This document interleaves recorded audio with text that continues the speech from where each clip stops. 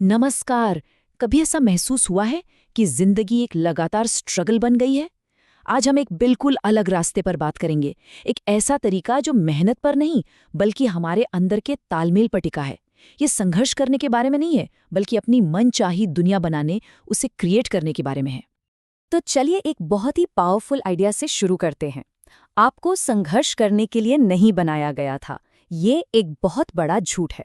अब ये लाइन सीधी उस बात को चैलेंज करती है जो हम में से ज्यादातर लोगों को बचपन से सिखाई गई है कि भाई कामयाब होना है तो स्ट्रगल तो करना ही पड़ेगा। पर क्या ये सच है? ये बस एक कहानी है जिसे हमने मान लिया है।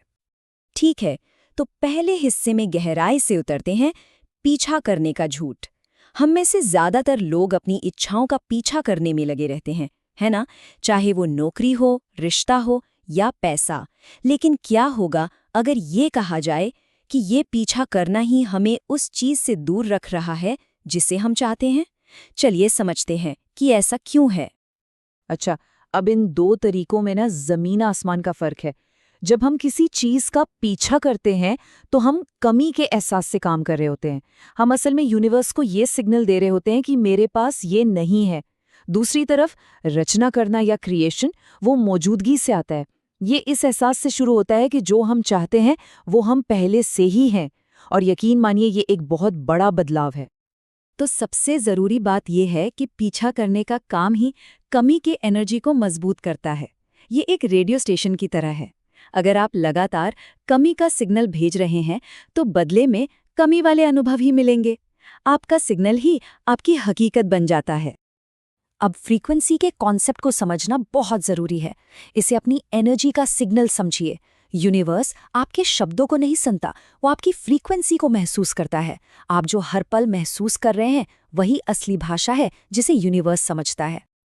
चलिए अब इस फिलॉसफी के मूल सिद्धांत की ओर बढ़ते हैं। ये आइडिया कि हमारी बाहरी दुनिया सिर्फ हमारी भीतरी दुनिया का एक आईना है, एक रिफ्लेक्शन है। इस आईने वाले रूपक को समझने के लिए इस सिंपल आइडिया से शुरू करते हैं। कल्पना कीजिए कि आपकी बाहरी दुनिया एक फिल्म की स्क्रीन की तरह है। जो कुछ भी आप अनुभव करते हैं वो सिर्फ उस स्क्रीन पर एक प्रोजेक्शन है। असली फिल्म तो अंदर चल रही है। और यहाँ एक बहुत जरूरी बात है। हम जो बाहर देखते हैं ना, वो इस बात की रिकॉर्डिंग है कि हम अतीत में कौन थे। इसमें हमेशा थोड़ी देर होती है। ठीक वैसे ही जैसे किसी तारे की रोशनी को हम तक पहुंचने में समय लगता है। आपकी आज की असलियत आपके पिछले विचारों और भावनाओं का ही नतीजा है। इसे ऐसे सोचिए, आपकी बाहरी दुनिया आपकी जिंदगी का कारण नहीं है। ये सिर्फ आपके अंदर चल रही चीजों की एक गूंज है, एक इको है। तो प्रभाव को कारण समझने की गलती मत करिए। असली काम हमेशा अंदर होता है। ये एक बहुत ही पावरफुल विचार है ना? अब कंट्रोल वापस लेने का समय आ गया है। आईने को ये बताने देना बंद करें कि आप कौन हैं। इसके बजाय आप तय करें कि आप कौन हैं और फिर देखें कि आईना कैसे खुद को एडजस्ट करता है। शक्ति आपके पास है, आईने के पास नहीं। ठीक है, तो ये सब असल में काम कैसे करता है?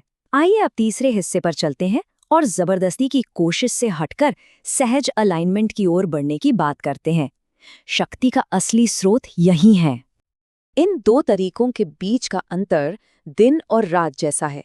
जब आप अपने स्वभाव के खिलाफ जाते हैं तो ये नदी के बहाव के खिलाफ नाव चलाने जैसा है। ये थका देने वाला और बहुत धीमा होता है। लेकिन जब आप अलाइनमेंट में होते हैं तो आप बहाव के साथ जा रहे होते हैं। चीजें आसानी से और तेजी से होती हैं क्योंकि यूनिवर्स आपके साथ काम कर रहा है, आपके खिलाफ नहीं।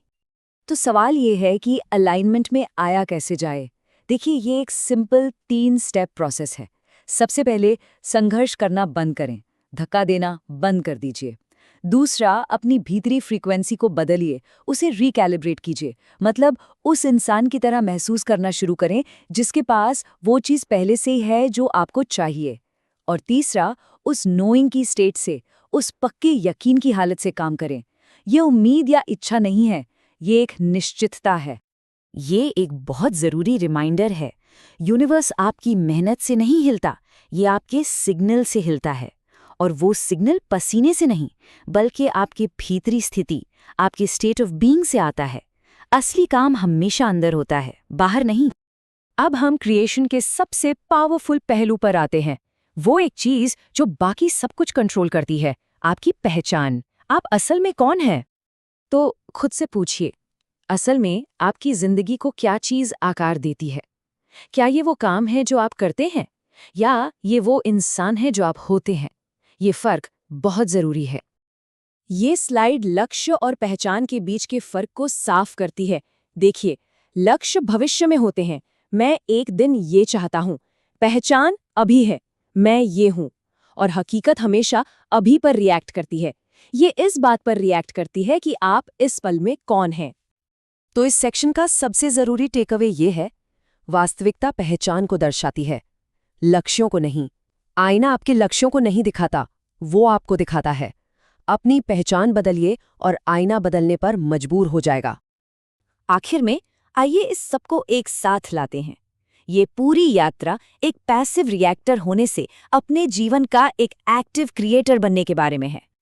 यहाँ जीने के दो बिल्कुल अलग तरीके हैं।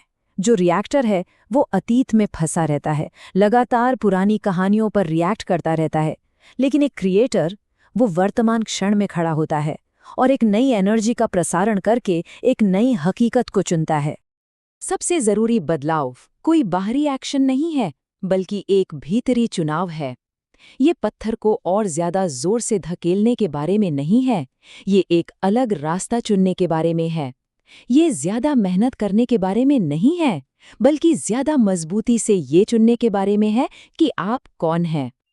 और अंत में एक बहुत ही गहरे सवाल के साथ मैं आपको छोड़ना चाहूंगा। मैं ऐसा कौन बन रहा हूं जो इस वास्तविकता को अनिवार्य बनाता है?